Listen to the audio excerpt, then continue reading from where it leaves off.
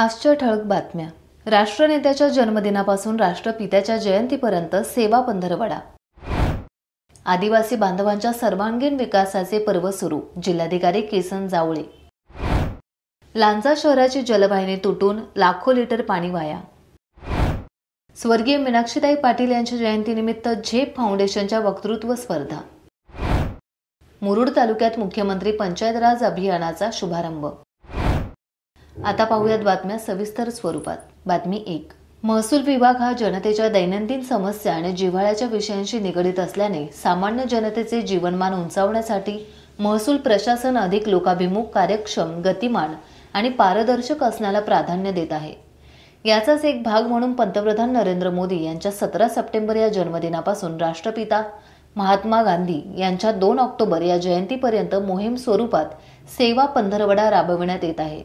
रत्नागिरी जिल्हाधिकारी कार्यालयाच्या सभागृहात आज या सेवा पंधरवडा अभियानाचा शुभारंभ जिल्ह्याचे पालकमंत्री उदय सामंत यांच्यासह जिल्हाधिकारी एम देवेंद्र सिंग तसेच अप्पर जिल्हाधिकारी भाऊ गलांडे, प्रांत अधिकारी जीवन देसाई, मुख्य कार्यकारी अधिकारी वैदेही रानडे यांच्या उपस्थितीत झाला. बातमी 2. आदिवासी बांधवांच्या सर्वांगीण विकासाचे पर्व सुरू झाले असून त्यासाठी 17 विभागाच्या 25 योजनांचा लाभ त्यांच्यापर्यंत पोहोचवण्याचं कर्तव्य पार पाडावे असे आवाहन रायगड जिल्हाधिकारी किसन जावळे यांनी केले.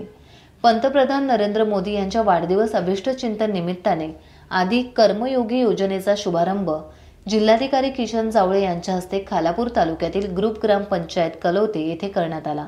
यावेळी मुख्यमंत्री समृद्ध पंचायत राज अभियान आणि सेवा पंधरवडा कार्यक्रमाचा शुभारंभ देखील करण्यात आला. त्या प्रसंगी ते बोलत होते.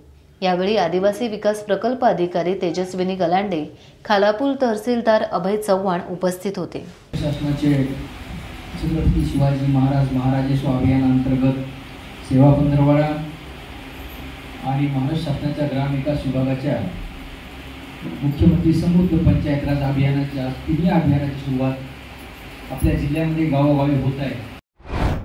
बातमी 3. लांजा शहरातील कुलकर्णी काळे छात्रालय नजीक पाण्याची मेन लाईन फुटल्याने मोठे फवारे सकाळी शहरवासियांना पाहायला मिळाले.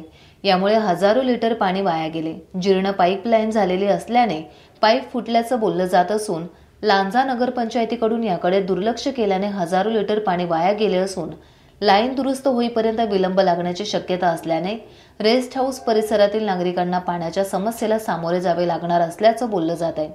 नगरपंचायत लांजाला असे कारंजे नवीन नसल्याचे बोलले जात असून नियोजन शून्य कारभाराबाबत नागरिकांमधून नाराजी व्यक्त केली जात आहे. बातमी 4.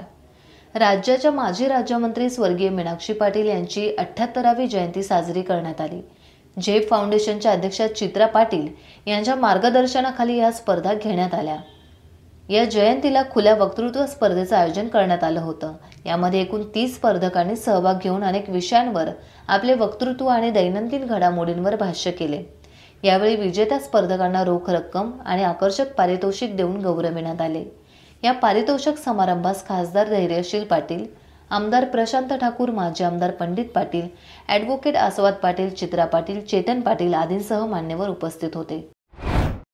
बातमी 5. मुरुड तालुक्यात मुख्यमंत्री समृद्ध पंचायत राज अभियानाचा तालुका स्तरावरील शुभारंभ तालुक्यातील नांदगाव येथे करण्यात आला. त्यावेळी नोडल अधिकारी तथा प्राथमिक शिक्षण अधिकारी दहीतुले मॅडम, तालुका गटविकास अधिकारी डॉक्टर राजेंद्र कुमार खताळ, सहाय्यक गटविकास अधिकारी मंगेश पाटील, गट शिक्षण अधिकारी सुनील गवळी, सांख्यिकी विस्तार अधिकारी प्रसाद माळी, ग्रामपंचायत विस्तार अधिकारी स्वप्नील म्हात्रे, पालक अधिकारी सुनील काळे, सरपंच सेजल घुमकर, मान्यवर ग्रामस्थ, ग्रामपंचायत अधिकारी प्रमोद म्हात्रे आणि शासकीय कर्मचारी हजर होते. तर मजगाव ग्रामपंचायतीत प्रशासक प्रसाद माळी आणि मान्यवर ग्रामस्थ यांच्या उपस्थितीत ग्रामसभेचे आयोजन करण्यात आले होते. या अभियानाच्या माध्यमातून प्रत्येक ग्रामपंचायतीला सक्षम आणि स्वयंपूर्ण करण्याचा प्रयत्न केला जाणार आहे. टाइम्स डिजिटलला लाईक करा, शेअर करा, सबस्क्राईब करा आणि बेल आयकॉन दाबायला विसरू नका.